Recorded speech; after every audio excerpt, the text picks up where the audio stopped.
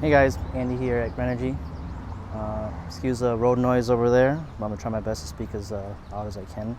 We're going to go over some of the important features of our EU3000is tri-fuel conversion kit. So one of the most common questions I get is, can I hook up for natural gas, and how do I hook up for an extended hose to my generator? Well, here to our right we have a hose extension kit. There's three different types. We have the propane, standard propane hose extension kit. Then we have the 2-tank hose extension kit. And then the third, we have the natural gas and natural gas and propane hose extension kit. So when you purchase our kit, it just comes with a standard hose length, which is 3 feet, and it's just enough for you to connect to the tank here. So excuse me, so I'm gonna take this out. It just connects there, and it just sits right next to the generator, like so.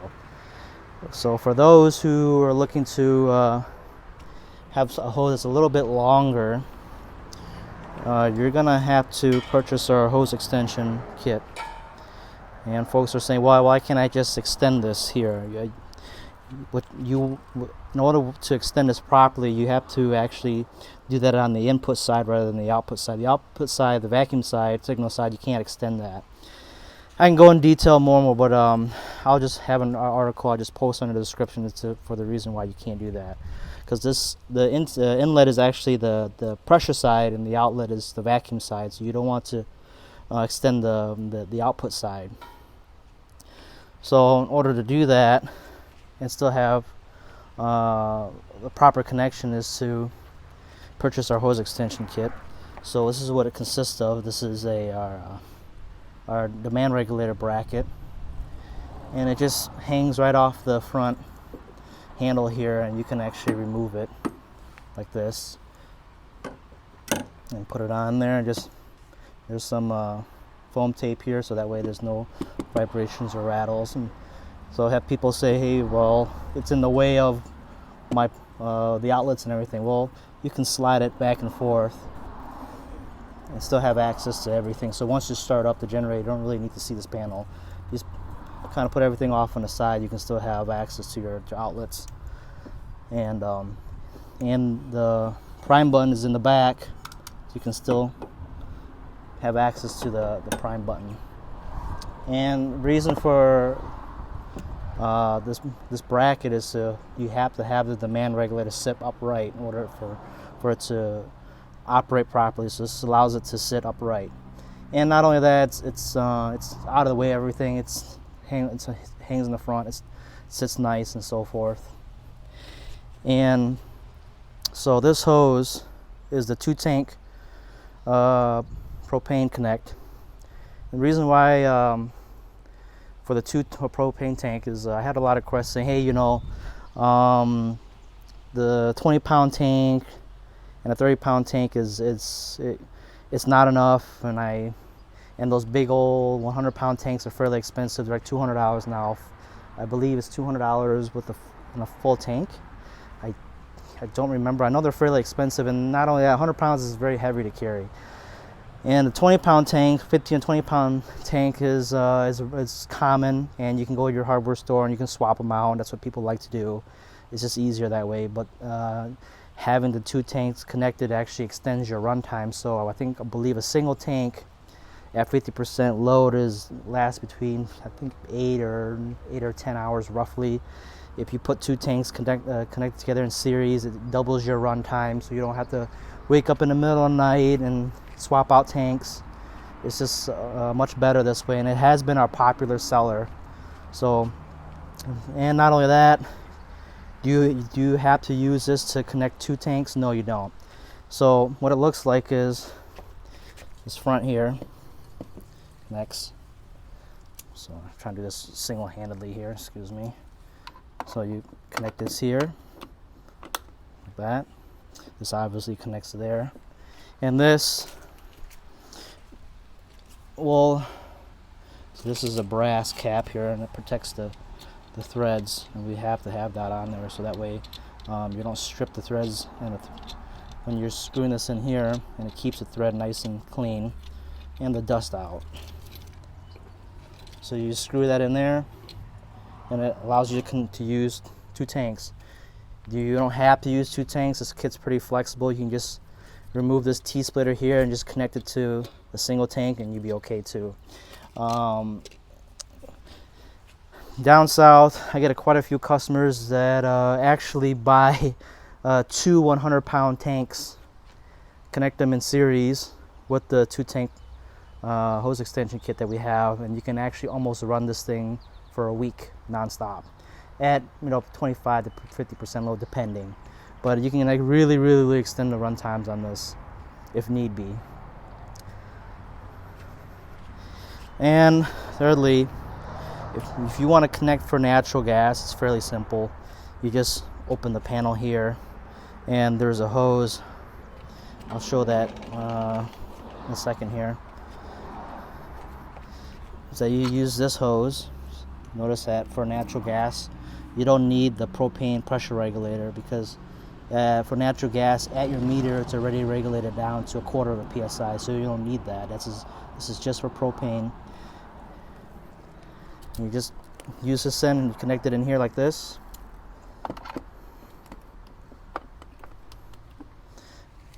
And connect this to your natural gas outlet at the meter. Another question I get is, can I get a longer hose? The hose that we have here is 10 feet, 3/8 inside diameter.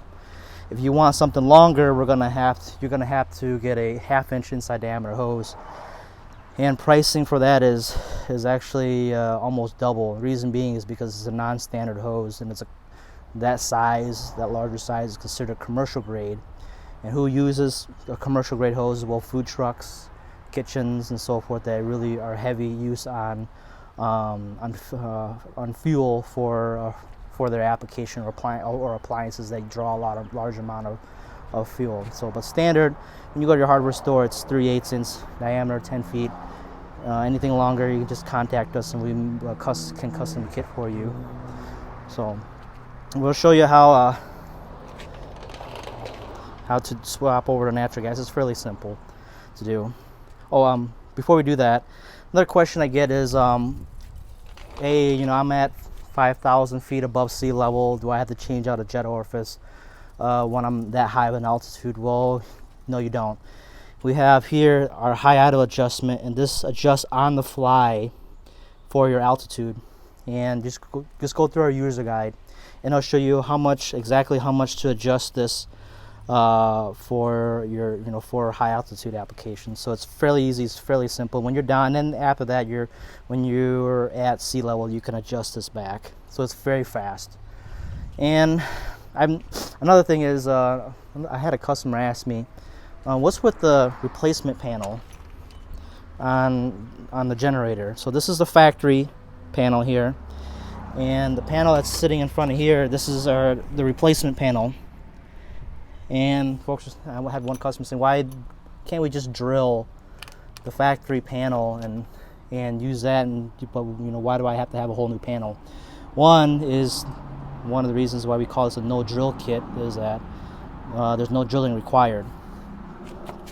Other customers are actually not comfortable drilling holes in their generator, and I'd rather not drill holes in this generator. You invest a lot of money in this generator, and then you got to drill holes in it. That's not. I don't think it's the right way of doing it. So having a complete replacement panel just looks a lot cleaner and so forth. And not only that, some customers they don't have tools, or they're just not handy, or they're not comfortable drilling holes in their generator. So just having a full replacement panel just saves the time of having to drill holes. It looks factory, it's very clean. And secondly, not only that, folks who are concerned about bringing in their generator to get it serviced, and some service centers are saying, hey, you modified your generator or whatever, we're going to charge you more because it's modified. Well, no, you can just basically put back the stock components, and it looks just like factory. Nothing's happened to it.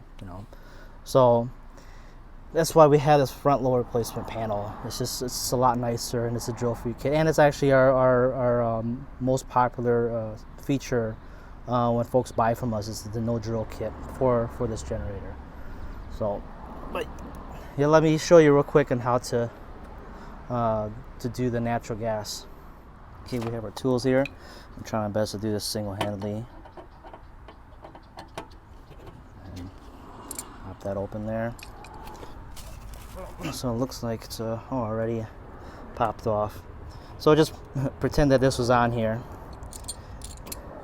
Take your pliers, slide down this clip here, remove the hose, and we will include also the Allen wrench with the hose extension kit. And you can go ahead and remove the little mini jet orifice that's sitting on the inside. Put the hose back, put the clamp back, shut the generator, and adjust the high idle adjustment according to the user guide, and you're set to go for natural gas. And that's fairly simple. It only takes 5 minutes.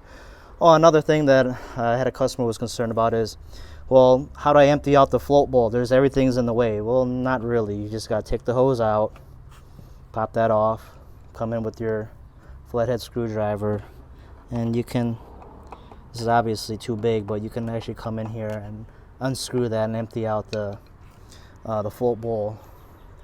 But I don't think most customers have to worry about this, because after they, you change everything over to natural gas or propane, I doubt that you're ever going to go back to gasoline again unless it's really, really, really, really needed. But yeah, believe it or not, customers ask, well, does this kit allow me to use gasoline? Yeah, it is. That's the reason why it's called tri-fuel. You can use gasoline. You can also use propane and natural gas. So you can use all three fuels without any issues. Go ahead and put this back here. So, fairly simple. Oh. All right, guys, if there's any comments or questions, please let me know. This kit is available for sale, and there's also other kits that are in the works too as well that we're planning to release, so just stay tuned. Before I end the video, I know there's some folks who question our fuel adapter and want to take a closer look at what it looks like. So here's our aircraft grade aluminum CNC cut fuel adapter. It's pretty hefty if once you pick it up. And others in the market, they use something called a 3D printed plastic material. So why is this made out of aluminum? Well, one thing's for sure. So when you buy a Honda generator, it's typically more expensive than other makes and models on the market. So if you're going to be spending that kind of money, when you throw a kit on it, you better make sure that the kit that you throw on the generator is just as good as the generator itself. So it's an investment, and so this is one of the reasons why we do that. And not only that, Honda generators, they typically last years and years and years. So if you go on the secondhand market and you look at a Honda generator, it's very common to find generators that are 10, 20, sometimes 30 years old, and so folks keep them for a long time. So if folks keep them for a long time, we figure we might as well make a kit that lasts just as long as a generator. And I'm a tool guy, and I like quality tools and I like quality parts, and that's the whole idea of making them out of good, durable material. And along with the fuel adapter, we also make custom gaskets, and these gaskets are very good gaskets, and they should last the life of the generator as well, provided that you don't take them out too many times or whatever. But they're supposedly fuel and oil resistant, and they shouldn't tear as easily as the factory gaskets. So once you do get the generator and you realize that even though the factory gaskets, they look good, you can go ahead and use it, but our gaskets are slightly better, so we do recommend them. And they fit very, very good. They're all custom made and so forth. So, and quick note, how do you change out the jet orifice for natural gas?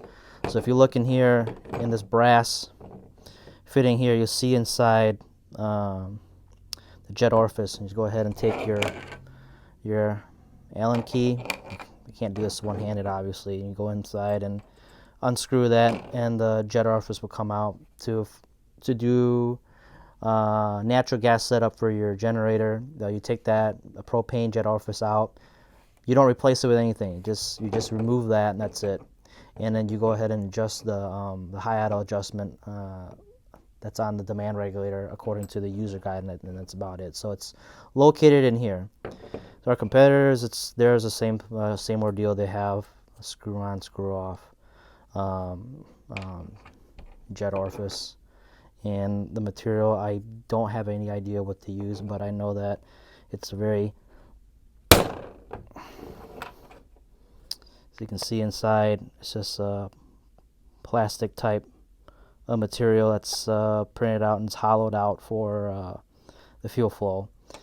For propane or natural gas, I guess, fuel flow for their setup. So ours is, see ours look like. So it's a very nice piece. All right, guys, if there's any comments or question, just please let me know, and well, I'll keep you guys updated. Thanks.